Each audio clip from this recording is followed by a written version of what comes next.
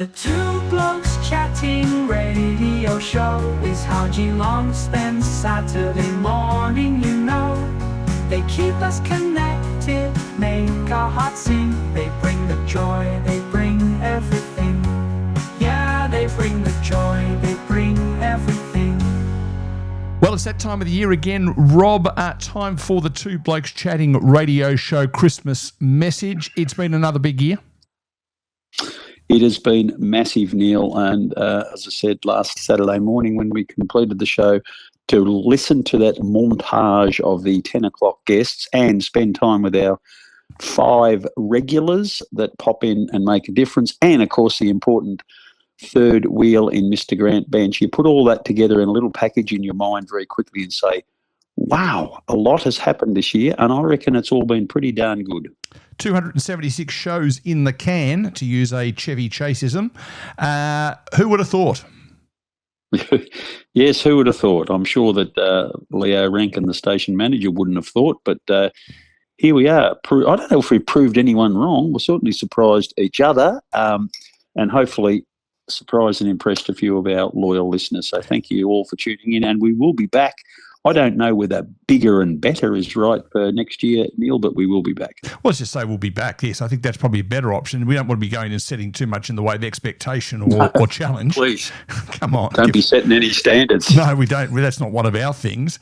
So we wind the clock back to the start of this year, and we introduced a callow youth by name of Steve Woods into a regular time slot with As the Days Go By. Sorry, I said 5 regulars. I should have said 6. I forgot about Steve, yes. Yes, because he's just such an important part of the show. You know, it's almost like we don't need to point it out, but we will nonetheless. Yeah. No, I quite enjoy that segment, the old way back when times. You think, oh, yeah, I remember that. Oh, was that long ago? Really? I quite enjoyed that segment. Yes, and then, of course, our regulars, as you say, John and Dione and Beck and Jen, rotating through for what you might describe as disparate topics, childcare, animal welfare, fishing and small business. But nonetheless, it seems to work. Does work pretty well. And, of course, our vibrant sports reporter, Alison, who doesn't stand for any nonsense, and she tells it how it is, and we love her for that reason. Bizarre though it may seem that she doesn't stand for any nonsense, and yet at 9:45 every week she fronts up for more of it. It's quite remarkable, really. So cast your mind back over the year. Is there any specific highlights that you might have? Well, you don't.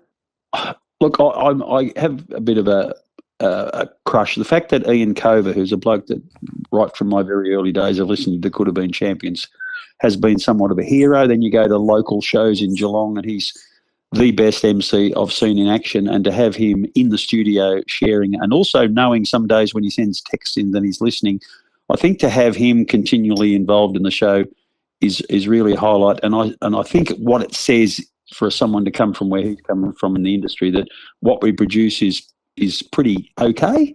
I think that's always been a bit of a highlight for me. But I think the other thing is just finding again that in this world where we do get a bit of adulation for people who are successful in music or media or sport or whatever it might be, that when you sit down and talk to them, as we have the privilege of doing every week, they're just normal people. We forget about that. And I think it's good to have that reminder come through again, that a guy like Russell Morris, who I've been somewhat infatuated with his skill since 1968 or something, to be able to talk to him and realise that he's just like the bloke next door is quite amazing.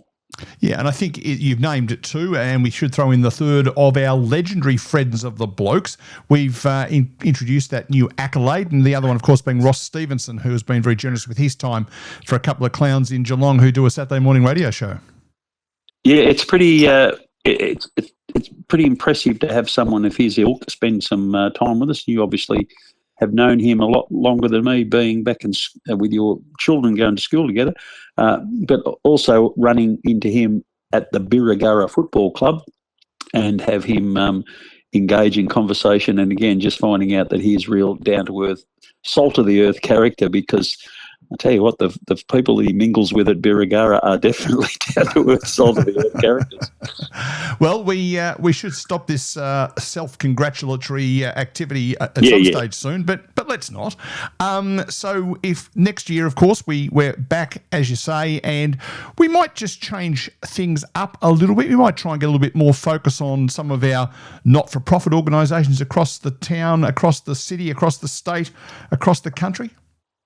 Yeah, there's a lot of people doing it tough these days, and ironically, only a little while ago I was talking on the phone to a friend of mine from my South Australian days who's working in the mental health space, and there's a lot of organisations that do require on the goodwill of the community to function, because for some reason they can't extract enough out of the government's coffers. And it is amazing to see the type of people they are, the work they do, and there's so many groups like that around Geelong that require a bit of assistance. And even if just having a shout out from someone like the Pulse and us on a radio show to give them a bit of a kick along, I think it's a pretty good thing to do. What do you think? Oh, I think you're right. What do you reckon? Yeah? What do you reckon? We could do a segment of that, couldn't we? We could. The other thing, too, that we should probably acknowledge in terms of not-for-profits is the fact that the Pulse itself has gone through a change of not-for-profit structure, now an incorporated association, and therefore quite dependent upon the support of subscribers and sponsors. Yeah, they do, and we thank you, the listener, now for supporting that. There's been a really, really good surge of support coming from our little cry for help, if you like, but it was more of a case of just explaining to the listening world how we operate and why we operate. We think we do a good service for Geelong, but we do need the support of our listeners to make that happen, and you have rallied really, really well. We've got a wonderful new band of sponsors on, lots more subscribers, and people just prepared to put their hand up and get involved in the station as well, because it's pretty confronting when you've got this wonderful hobby that we do. We just turn up, do our thing, go home. The bills are paid, the lights are on. There's a bit of coffee in the coffee machine in the corner when you come in. But when you're told that that's all your responsibility now, folks, start to rally and look after yourselves in that area. But the station's rallied well, but you, the listeners, have been wonderful, and we thank you so much for your support. Would it be fair to create yet another bumper sticker along the lines of "A pet is not just for Christmas, it's for life"? Community radio, putting the community in radio. Yeah, very much so. I think we've proved that over we probably knew it maybe in the back of our mind, but when it's put in front of you that this is what we need to do and spend, I think we've got better at doing what we do. But the fact that the community has embraced that has been really fulfilling and allows us to keep going and doing what we do. Because at the end of the day, it's a hobby for us. It costs us more money than we're ever likely to make out of it. But we think we're making life better for you people out there, and hopefully that's the case. Indeed. Well, as we draw towards the end of 2025, there is one other highlight I probably shouldn't mention, Rob, the grand final of football. I won't mention that at all, that my team beat your team by 10 goals. Let's park that.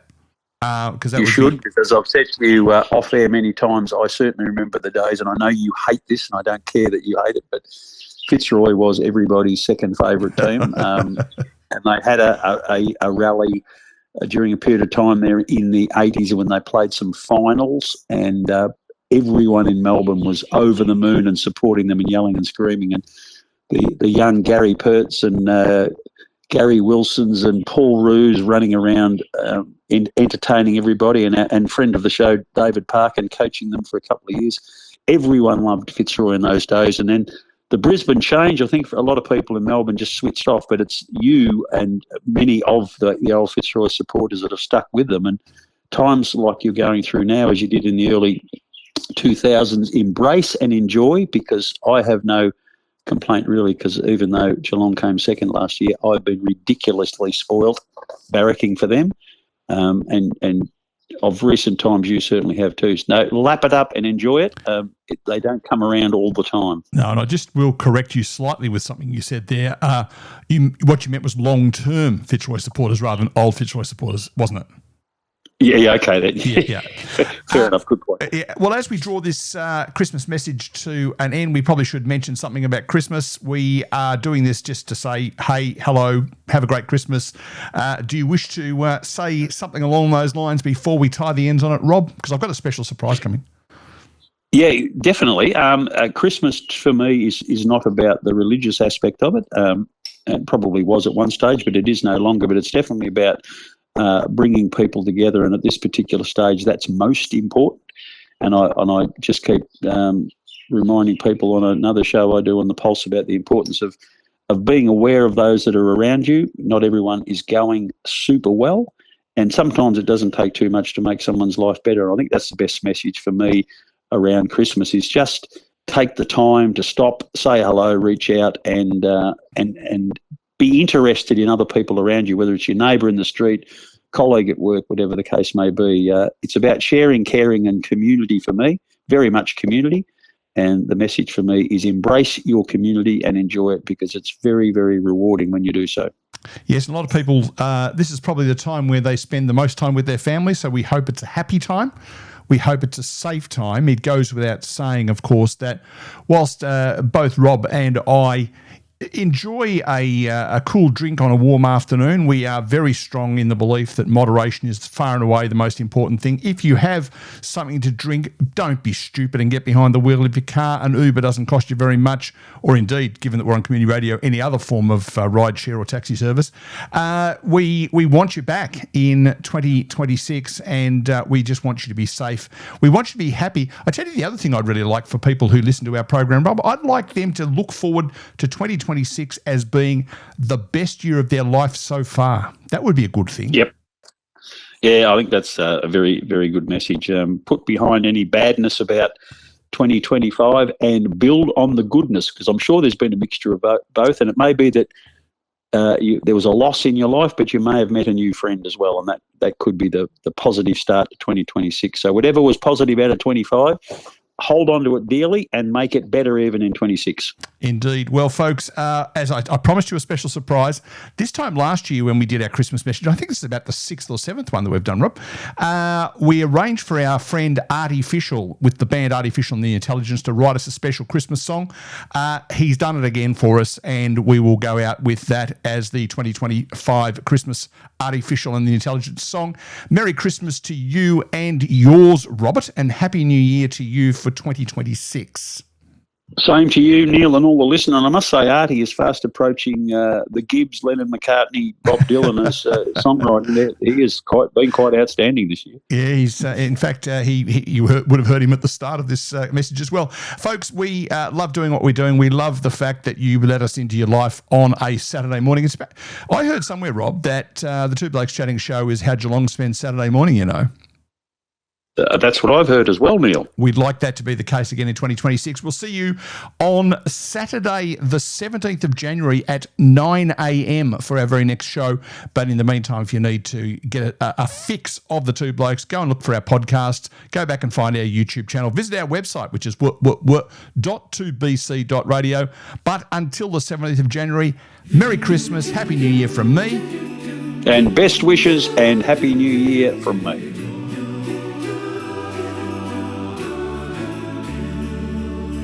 Another year has come and gone. We've laughed out loud and carried on through every chat and every game. Our joy for you remains the same. The summer breeze is back again. We think of good times shared with friends, so here's our thanks both loud and clear. You've made the magic every year. It's time to rest, to take it slow. Let every sunset steal the show. Forget the rush, unwind your mind. You've earned the peace you're sure to find. One more cheer for the year we've had. The good, the wild, the fun, the mad. Here's to the stories loud and true, and every laugh that came from you. From Neil and Rob and all the band, Grant and Steve will lend a hand. Alice and John, Dion too. Beck and Jen are singing through. All the best this Christmas time, and love and light in 26 divine.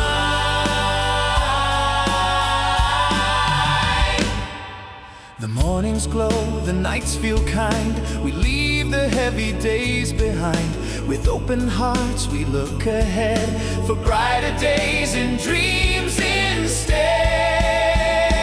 What's the word? We made it through. What's what's ahead. Something new. Raise your voice and share that cheer. We'll see you all next year. One more cheer for the year we've had.